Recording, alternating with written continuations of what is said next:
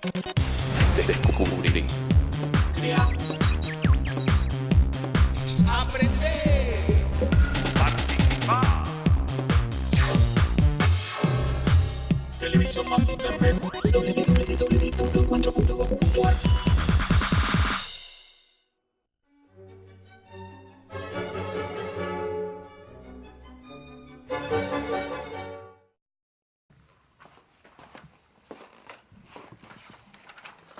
A principios del siglo XX, en Europa surgen nuevas maneras de ver el arte.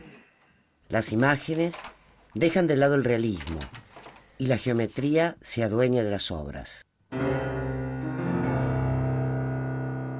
Entre polémicas y escándalos, los artistas de América Latina interpretan estas ideas y las ponen en acción.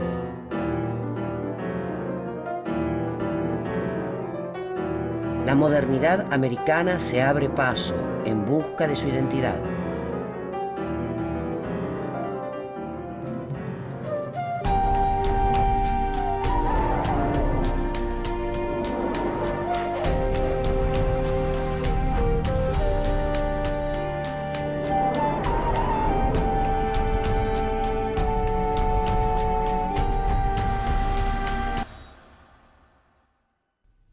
En 1920, el mundo asiste a grandes cambios. El fin de la Primera Guerra inaugura una etapa de optimismo. La ciencia avanza día a día, ganando la carrera a varias enfermedades.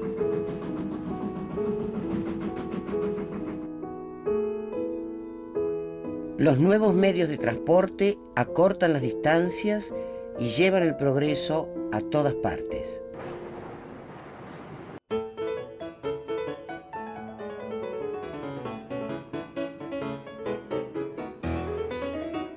En un mundo que progresa día a día, todo se tiñe con la palabra modernidad.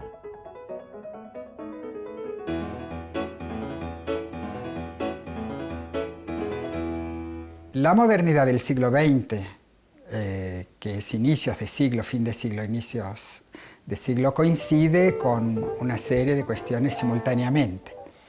Digamos, el diseño de la ciudad, la introducción del tráfico, la ascensión de la clase obrera, las huelgas obreras, entonces viene de diferentes sectores, eso que se llama como moderno. Y teniendo siempre como referente, yo pienso, Europa y especialmente París.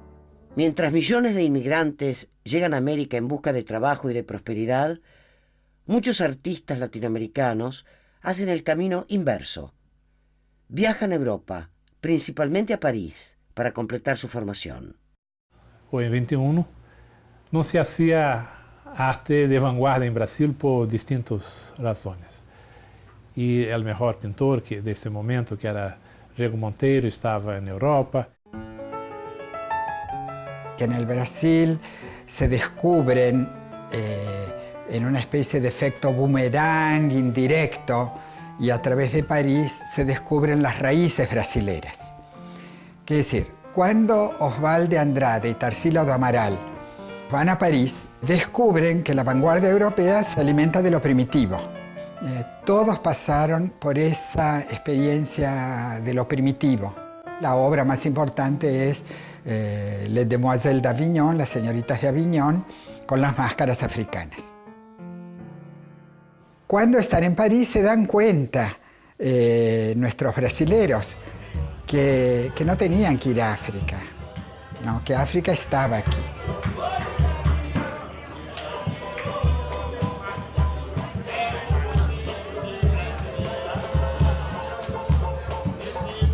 A su regreso de Europa, los jóvenes artistas latinoamericanos traen consigo las ideas de modernidad.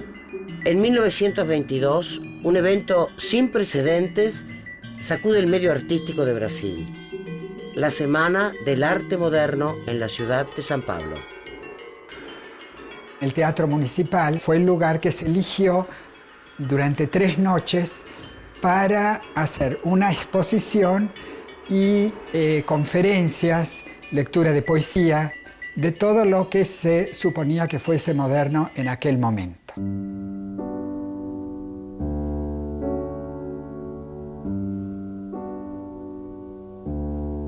Los artistas que participan de la muestra se forman en Europa, al calor de la vanguardia francesa. Entre ellos se destacan Tarsila do Amaral, Emiliano di Cavalcanti, Vicente Dorrego Monteiro y el artista ruso Lazar Segal. El interés principal de la Semana del Arte Moderno, según lo definió Mário de Andrade, era luchar por el derecho permanente en la búsqueda estética, la actualización de la inteligencia artística brasileña y la estabilización de una conciencia creadora nacional.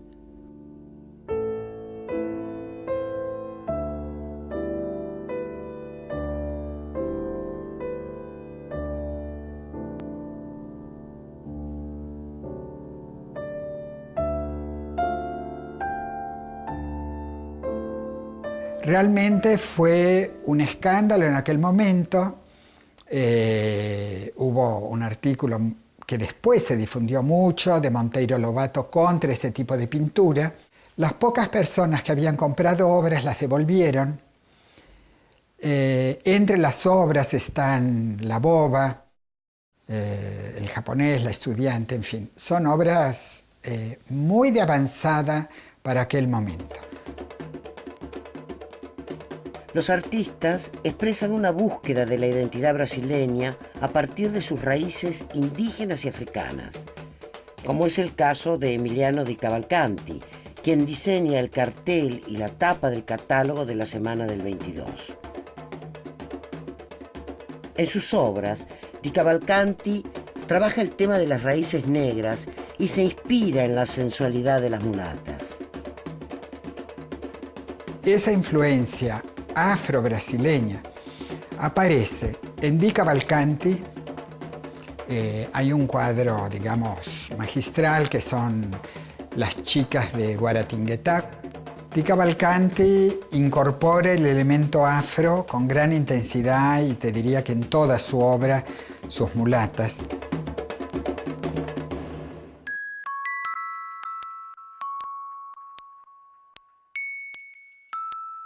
Otro aporte fundamental al modernismo de Brasil es el que realiza Lazar Segal, un artista ruso que en 1924 se radica en San Pablo.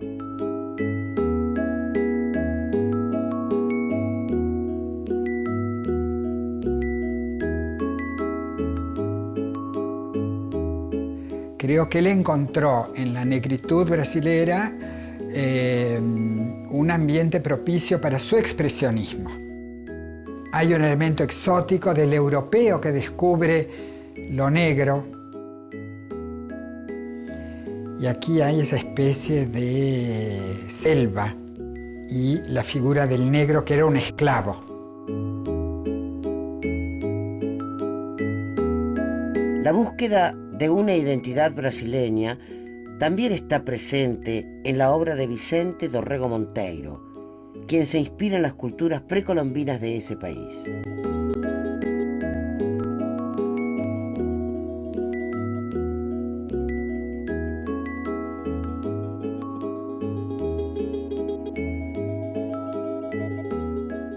Otra artista que incide en el modernismo brasileño es Tarsila do Amaral.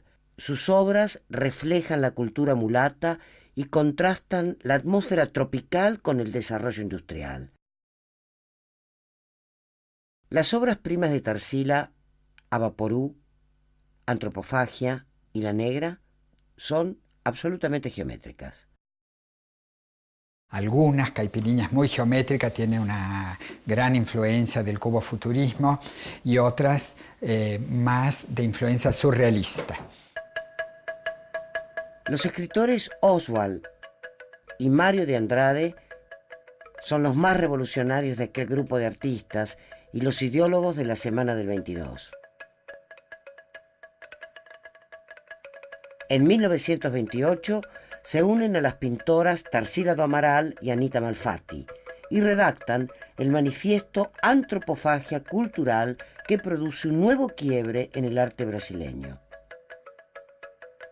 El movimiento edita una revista de antropofagia dirigida por Oswald de Andrade, quien descubre en los rituales canibalísticos que los indios devoran a su enemigo, no porque estén con hambre, sino porque era la forma de incorporar sus atributos.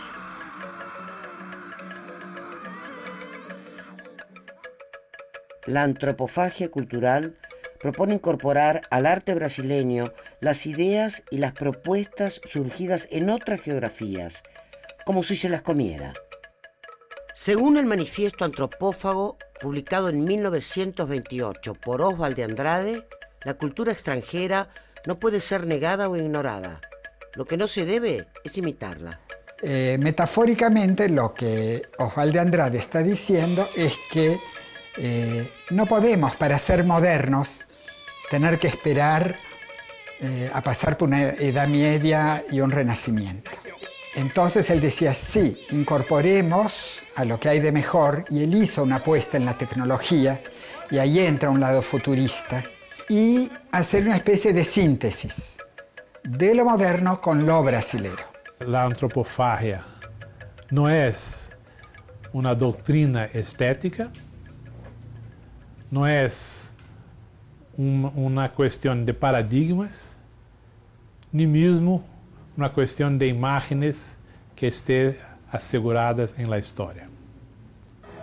Es esta versatilidad que permite a historiadores desde los 70 a comprender la existencia de modos antropofágicos desde el período barroco hasta el arte contemporáneo. Entonces, la antropofagia es un modelo de actitud, un diagrama de posición cultural hacia la sociedad, hacia el tejido cultural donde uno viene. Yo diría que es la única propuesta de la década en toda América Latina de lo que se llamó posteriormente de descolonización, de superar la condición de dependencia a través de algo propio y asimilando, digamos, esos atributos modernos. En 1929, el quiebre de la Bolsa de Comercio en Wall Street pone en jaque a la economía internacional. Los dorados años locos llegan a su fin y el mundo se enfrenta a un periodo de gran depresión. Estos cambios repercuten en los artistas modernos de Brasil, que deben adaptarse a la austeridad de los nuevos tiempos.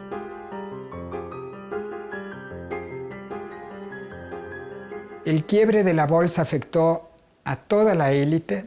Tarsila perdió todo, tuvo que empeñar todo, Oswald de Andrade perdió todo, pero hubo una gran crisis y coincide con la creación de los varios partidos comunistas en toda América Latina y, digamos, del cambio hacia las preocupaciones sociales. La misma Tarsila que hace La Negra, que hace La Vaporú, es la que en 1931 va a hacer un mural que se llama Los Obreros.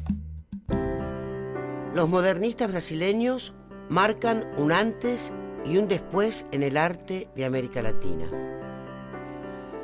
Sus obras revelan que para encontrar algo original y auténtico no es necesario viajar a París. Para ellos es suficiente observar lo que los rodea.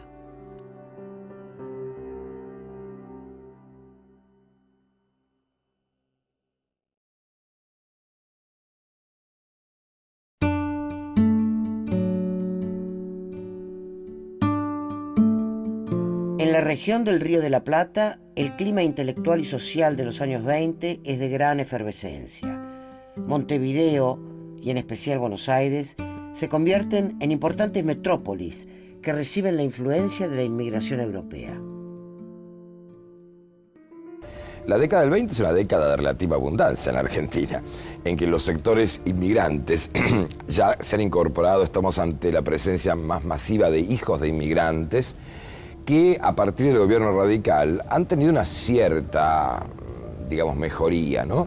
El discurso social en torno a 1910 es casi hegemónicamente de los sectores anarquistas. Lo que fue otro síntoma de gran cambio en nuestra historia es la reforma universitaria en 1918. Entonces son cambios que hacen pensar que hay una estructura que se va a modificar, que hay una posibilidad de romper con los viejos estamentos y con las viejas pautas de conducta, de educación y de gobierno. Y eso, de alguna manera, digamos, constituye un soporte para aquellos que buscan un cambio y una renovación a nivel estético. A esta Buenos Aires, movilizada cultural y políticamente, llega en 1921 el artista uruguayo Pedro Figari. Intelectual, filósofo y diplomático, ejerce cargos como funcionario público en Uruguay hasta que a los 60 años se retira para dedicarse exclusivamente a la pintura. Figari era un pintor de los domingos. Era un honorable caballero que llegó a ser presidente del Banco de la Nación de Uruguay y que se reunía con sus amigos para ir a pintar a la orilla del río. Pero evidentemente hay en él todo un proceso interior de búsqueda personal que hace que a los 60 años decida romper con todo y venirse a Buenos Aires.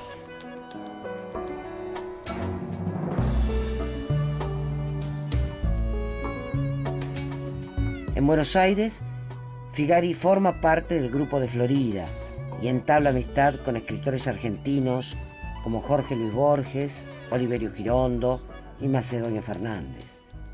También colabora activamente en la revista Martín Fierro. Siempre hubo una relación entre literatura y arte y básicamente esa relación se da de distintas maneras, de tipo alianzas, básicamente entre artistas y escritores, la participación de artistas en la ilustración de las revistas de vanguardia. Figari no solo se dedica a la pintura, también es músico y poeta.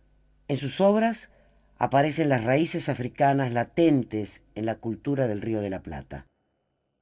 Hay una sensualidad en el tratamiento de las formas, en el tratamiento del color, que hace pensar que era mucho más que un mero pintor de paisajes, sino que vuelca allí toda una intensidad emocional muy particular. El gran tema son los candombes, donde en general son figuras masculinas que están plantadas en la totalidad de la superficie pictórica, sin un recorte, y que las ha reducido lisa y llanamente a signos.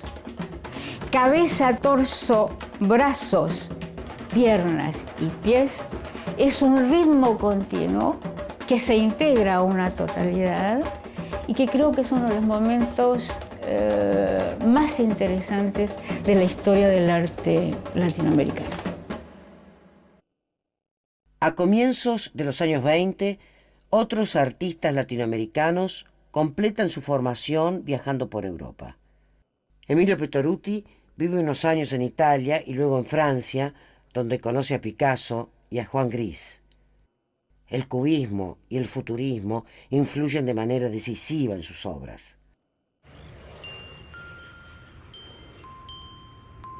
Otro joven que circula por Europa en esos días es Xul Solar, quien a diferencia de Petoruti y de Figari, tiene una formación completamente autodidacta.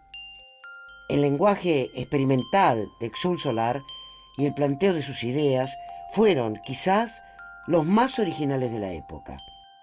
En muchas de sus obras aparecen ciertos símbolos que aluden a culturas y religiones de todos los tiempos y lugares, como la luna o el sol, imágenes precolombinas, máscaras, escaleras. Jules Solar es un artista muy, bueno, es una perogrullada decirlo, pero es un artista muy particular. Su relación básicamente va a estar dada por viajes, por lecturas, por establecer contactos, por ese cosmopolitismo que caracteriza a la vanguardia en la década del 20. Cuando él regresa a la Argentina en 1924, lo hace junto a otro artista que ha seguido un camino similar en cierto sentido, que es Emilio Petoruti. Entonces ellos tienen la decisión de regresar a su país, provocar un gran impacto y generar una renovación artística.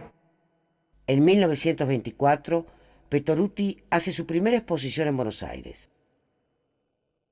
Las formas geométricas de sus cuadros desatan un gran escándalo.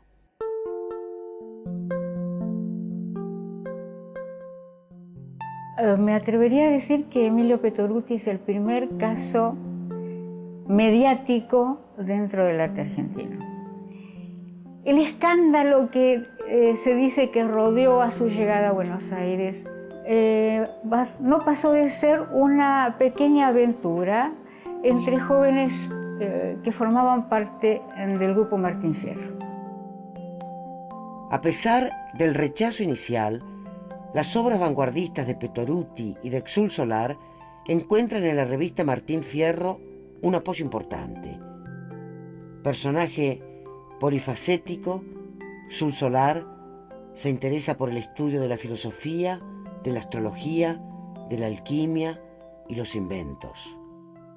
Jules no es un artista que llega a una fórmula y se queda en ese lugar. Es decir, es un artista que va cambiando desde obras como Jesucristo crucificado, que puede ver luego otro tipo de obras donde él se aproxima al mundo oriental, al mundo antiguo. Toda su aproximación a las distintas religiones y formas de pensamiento se manifiestan en sus pinturas de distintas maneras, a través del empleo de distintos símbolos, y algo que además a lo largo de toda su producción va a ir cambiando.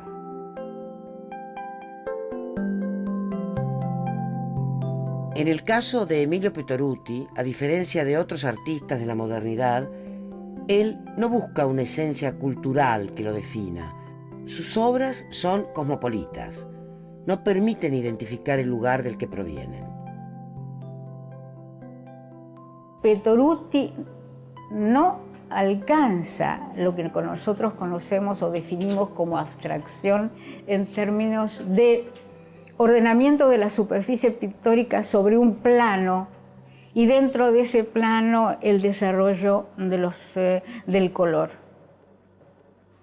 Petoruti presenta, ya sean sus figuras, sus naranjas o sus instrumentos musicales, dentro de un espacio que lo podríamos llamar escenográfico, palco escénico.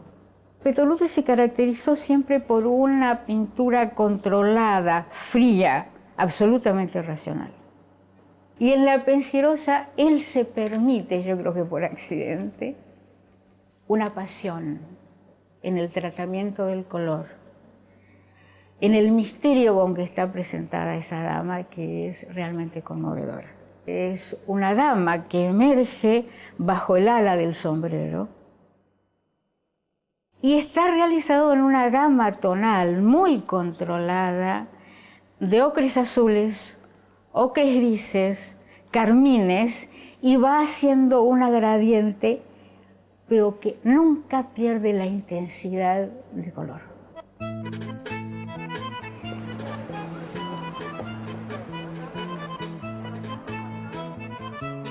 Tanto Jules Solar como Petoruti y Figari se unen al grupo de la calle Florida, formado por jóvenes intelectuales, poetas y cuentistas influenciados por las vanguardias europeas. Mientras tanto, otros artistas se unen al grupo del barrio de Boedo, lugar asociado al sector trabajador, donde funcionan editoriales que difunden ideas de izquierda. El grupo de Florida está asociado con lo intelectual y la idea de un arte desligado de la política. El de Boedo, en cambio, se centra menos en las formas artísticas y más en un contenido de izquierda y revolucionario. Los grupos de Florida y de Boedo, tal vez lo más importante o lo que sería interesante recordar es cómo en determinado momento designaciones geográficas, es decir, un barrio, Boedo, una calle, Florida, pasan a identificar a dos grupos distintos. En el grupo de Boedo sobresalen artistas como Abraham Vigo y Guillermo Facio de Becker. Al igual que el de Florida, es un grupo integrado por artistas plásticos y escritores. Las aguafuertes de Facio de Becker, inspiradas en el mundo marginal y en la vida proletaria, influyen en el trabajo de un escritor que tiene relación con ambos grupos, Roberto Arlt. El contacto que tienen ellos es con los escritores llamados del grupo de Boedo, los que están reunidos en torno a la editorial Claridad de Antonio Zamora. Facio de Becker, otra vez, además de pintar, publicó muchas críticas de arte y siempre la palabra vanguardia es para denostarla, o sea, pero vanguardia es arte por el arte, es naturalezas muertas, como dice Facio de Becker. En cambio, ellos sostienen un arte realista.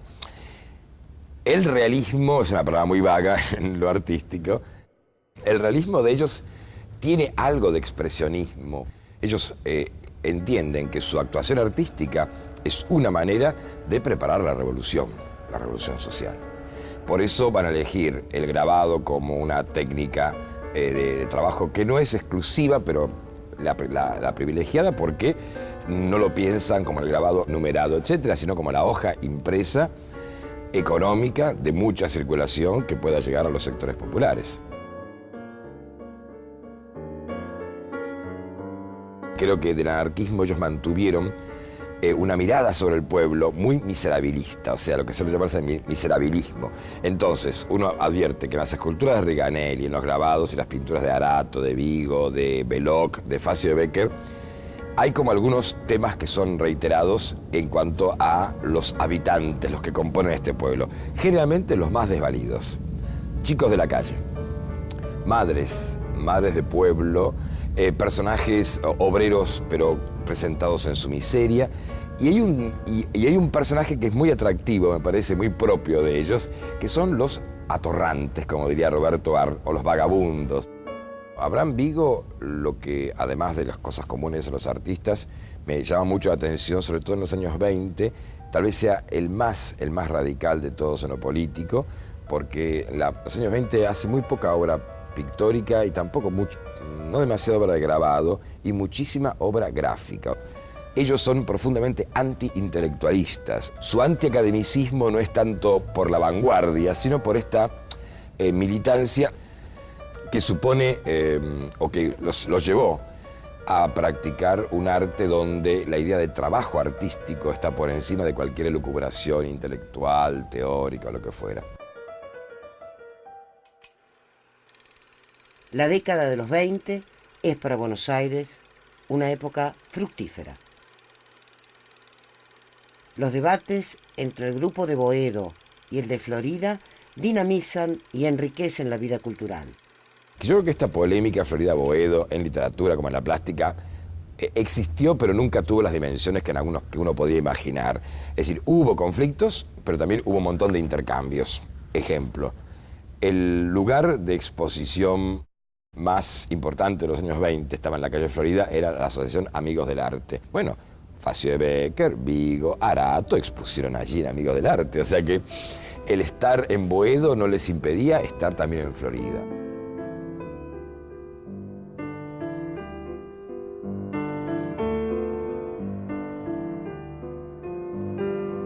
Las vanguardias artísticas llegan a América Latina bajo un coro de críticas. Los artistas que las impulsan defienden sus ideas. En toda su gama de interpretaciones, la modernidad latinoamericana aporta creatividad, propuestas, debates e ideas innovadoras.